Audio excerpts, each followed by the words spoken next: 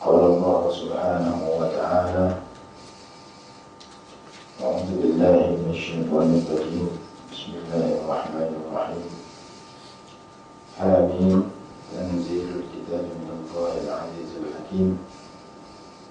إن في السماوات والأرض لآيات للمؤمنين. صدق الله العظيم. Hamim, turunnya kitab Al-Quran adalah daripada Allah yang Maha Perkasa lagi Maha Bijaksana. Sesungguhnya di dalam seluruh langit dan bumi benar-benar ada tanda-tanda kebesaran Allah untuk orang-orang yang beriman. Subhanallah al-Azim. Ini kita masuk kepada surah yang baru, yaitu surah Al-Jathiyah. Al-Jathiyah maksudnya yang duduk berlutut. Surah ini diturunkan di Mekah, dan kebiasaan surah di Mekah membicarakan tentang akidah, tentang beriman kepada Allah, tentang keesaan Allah, beriman kepada Al-Quran, beriman kepada Nabi Muhammad SAW, beriman kepada hari akhirat, hari kebangkitan semula, dan hari pembalasan.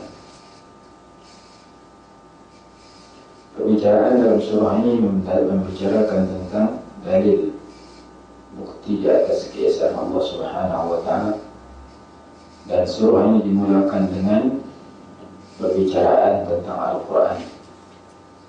Tanzilul kitab, turunnya kitab Al-Quran, dan sumber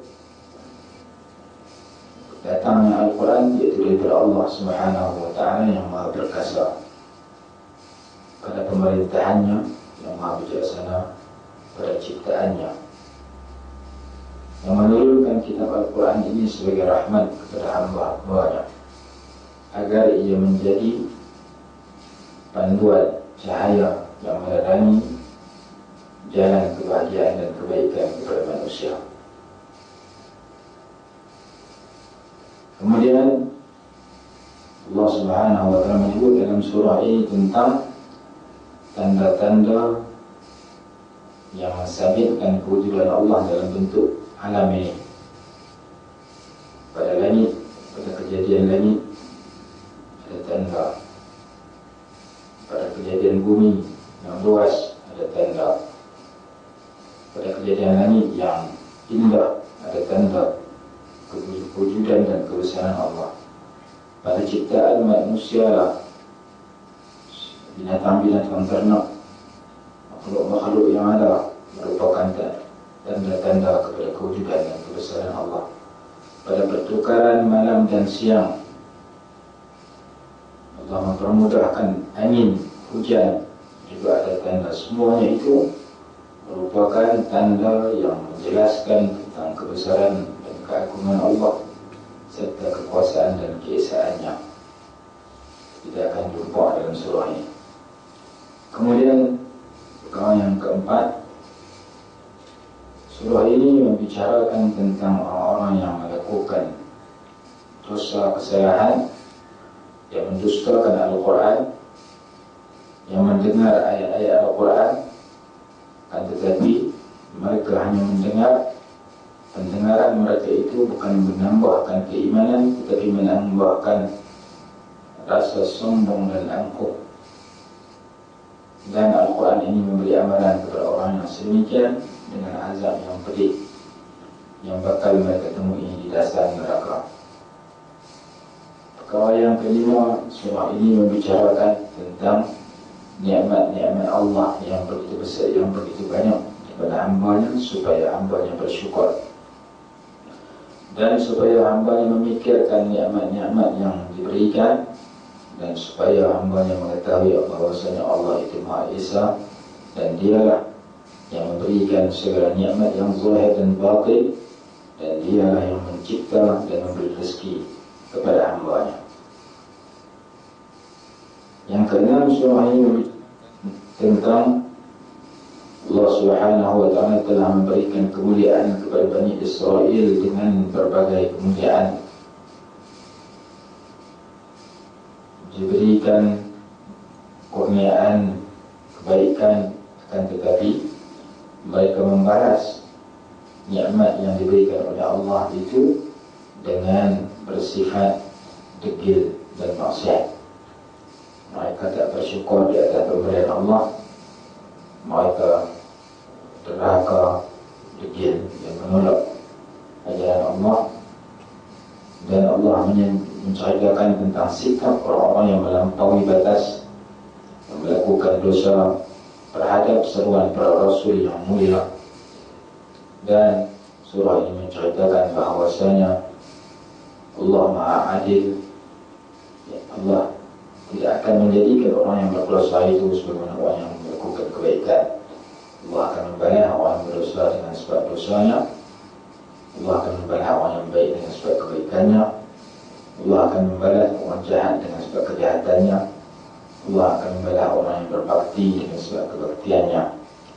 Kemudian Allah menjelaskan sebab kesesatan orang-orang musyrikin kerana dosa mereka, dan mereka menjadikan hawa nafsu mereka sebagai Tuhan dan ikutan, sehingga terpadamlah mata hati mereka, lalu mereka tidak dapat melihat kebenaran selama-lamanya.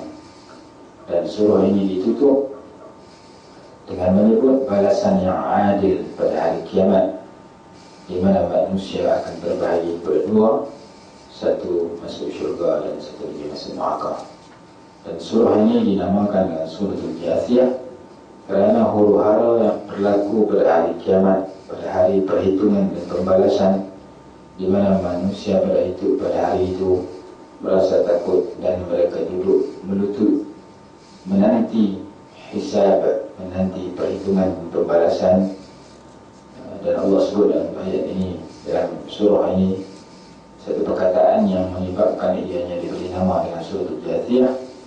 Wa tara kulla ummatin jathiyatan, dan kamu melihat setiap umat itu duduk menuntut. Kullu ummatin tud'a ila kitabiha al-yawma tujzawna ma kuntum ta'malun. Setiap umat itu dipanggil kepada tulisannya, pada hari ini kalian akan dibalas sesuai dengan apa yang telah kalian amalkan di dunia dulu.